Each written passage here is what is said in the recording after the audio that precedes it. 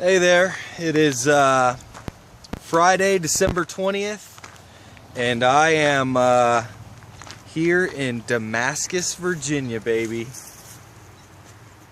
9 months and 2 days after I left Springer Mountain. I'm finally a thru hiker, and it feels incredible. I just can't stop smiling right now. I've been sort of bebop my way through town all the way here. First rolled in and I heard somebody say, "Hey, you look like a thru hiker." He said, "Come on over here." And it was Crazy Larry who just opened a hostel. So I sat down with Crazy Larry for a little bit and chatted with him. And one of the things I wanted to do here in town, I'd called Mount Rogers Outfitters to see if they would exchange out my Darn Tough, two pairs of Darn Toughs that I wore holes in, and they said sure, bring them on down. Be nice if they were clean. So Crazy Larry let me wash my socks and dry them at the hostel. Sat and chatted with him a little bit. Really cool guy. Really nice, and hopefully everything works out for him.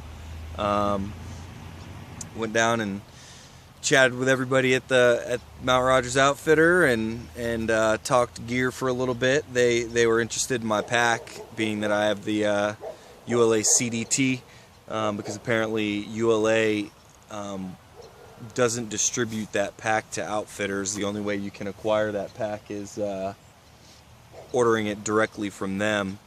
Yeah, and then I made my way down here, Veterans Memorial Park, I believe it's called. It looks a lot different than it did last time I was here. This is sort of where all the vendors and everyone sets up during trail days.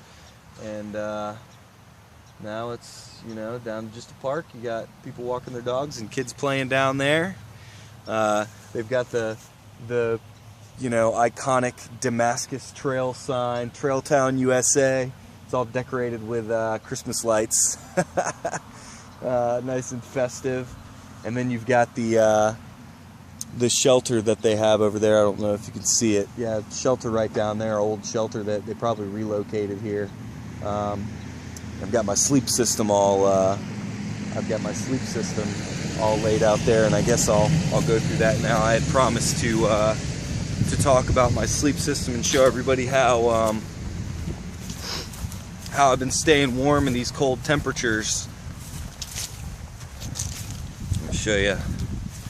I've dubbed this the the Bomber 5000 Elite Cold but not too cold weather sleep system. I gotta get that copyrighted or something. Alright, so I've got a piece of Tyvek that I use as a ground cloth. I set my tent up on top of that if I'm tenting. When I sleep in shelters, I put my sleeping pad on top of it. The Tyvek has insulating properties, and it keeps my pad from getting, caught on anything in the shelter. So I got the piece of Tyvek, got the Neo Air pad, courtesy of DB Cooper. Great sleeping pad. And this apparently has some reflective lining on the inside, which is supposed to bounce your body heat back as well. But you can never have too much of that. So that's the pad. Thank you, Deebs. You rock. That thing changed my hike. The pad that I had before that was just an older Thermarest ultralight. This thing's way more comfortable, lighter, better all around. My sleeping bag, the Western Mountaineering 35-degree highlight. Great bag. It's lightweight, and it's a really good sleeping bag. Not much more I can say about that. On the inside, alright, let me pull this out. So what I've been doing on these cold nights, So much like the clothing that I acquired over time to sort of get ready for the colder weather, the extra gloves, the hat, the extra pair of socks, I started acquiring extra things to help me sleep warmer at night. One of those things was a reflective blanket, which I had. Lady sent me one of these in Vermont, but I ended up sending it home in New York because I wasn't using it. But I found one of these in a hiker box, and I started packing it out when the weather was getting colder. And what I'll do is I'll lay it on the bottom of the sleeping bag, and I'll sleep on top of that. And in addition to all these things that reflect your body heat, this will do that as well. I mean, you can put it over yourself, but the problem with putting things over your sleeping bag when you're sleeping in cold weather is they create moisture barriers, and condensation will form on the other side. So it does keep you warmer, but you're going to have to deal with moisture on your sleeping bag, or if it's cold enough, just ice over your sleeping bag. So when I can avoid that, I do, and I just like to lay that down under me and sleep on top of it. And if my body's warm and I just want to keep my feet extra warm, alright, so how should I say that? If my body's not in need of the extra warmth, but my feet are, I'll just bunch that kind of around my feet, outside of my sleeping bag liner, and I'll just kind of nestle my feet into this thing, and it really does cook my feet nice. And then inside the bag I've got my Sea to Summit silk sleeping bag liner, which I've had the whole hike. Another thing that I've added at Matt's Creek shelter, I think it was, when I got there, hanging from a mouse hang, was just a shredded up piece of a fleece blanket. It was like 2 pieces of fleece that were sewn together. It had been cut up, so it was like 2/3 of the blanket was hanging. I ended up packing it out. I ended up using it the night I was there, and then I was like, this is nice for this cold weather. So I packed it out, and when I got to Four Pines Hostel, I trimmed it up.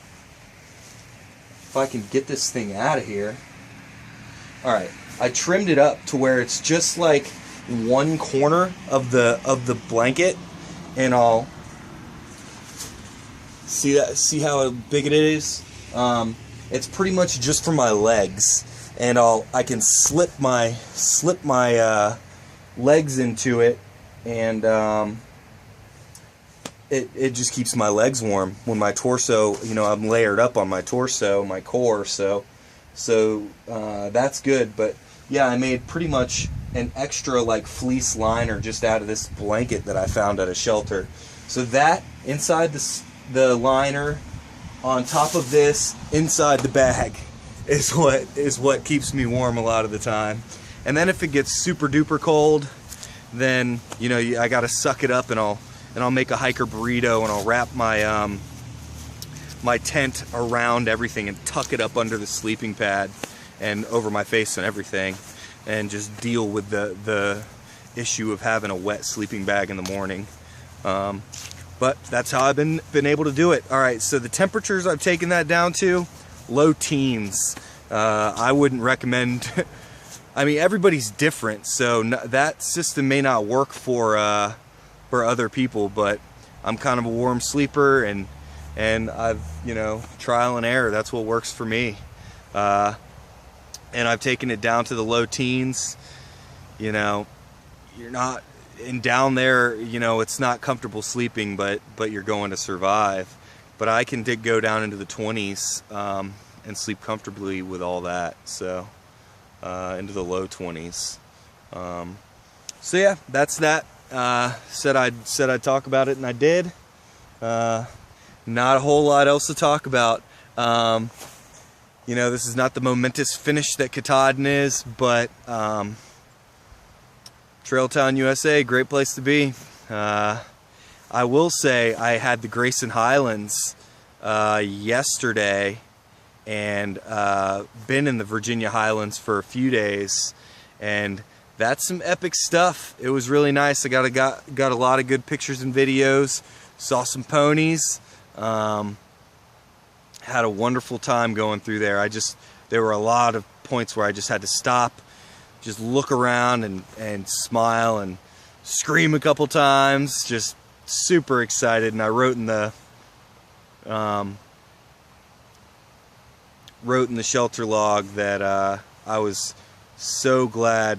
What did I write? I wrote that all the inclement weather that I've dealt with made the good weather that I had in that last couple of days seem that much more beautiful. So it's like the hard times make the good times seem even better, and it really did. I really enjoyed that, hiking through that high country there at the end, and here I am. Woke up at about 3 a.m. this morning, and it wasn't even cold anymore. It was maybe 40 degrees, and I couldn't go back to sleep. Too excited. Hung around till 5, and then I just decided to break camp and break for town. Plus, it's supposed to rain today. Apparently, around 3 is what my dad told me. So I wanted to get here before that. And he is on his way. It's maybe 3 o'clock now, and I know he's picking Lady up at 2:30. So they're probably on their way here. Gonna meet up with them. We're gonna stay the night here, and then Florida tomorrow. That's about it. Been a wonderful trip.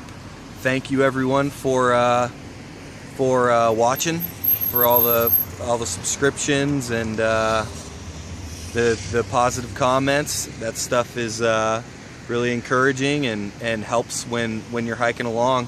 And I hope to see some people who are doing a similar style of video documentary of their hike next year. I look forward to following other hikers next year as well. Yeah, it's been a great 9 months. 9 months and 2 days ago I started this. Man, that's hard to believe. Think about everything that has happened to you in the last 9 months, and all I have done is work and hike on the AT. Well, essentially, if you're going to say that, it's been a year, because I started working on trail in January. Been a great experience. One that I'll definitely carry with me. I was thinking, as I was going through the Grayson Highlands, I was thinking to myself, I was like, man, if I go blind tomorrow, I will be content with the things that I have seen just this year. So I think that is a good sign that I have gotten my fill out of this experience. That's about all I got. I'm not going to talk much more about it. All I'll say is thank you guys. Have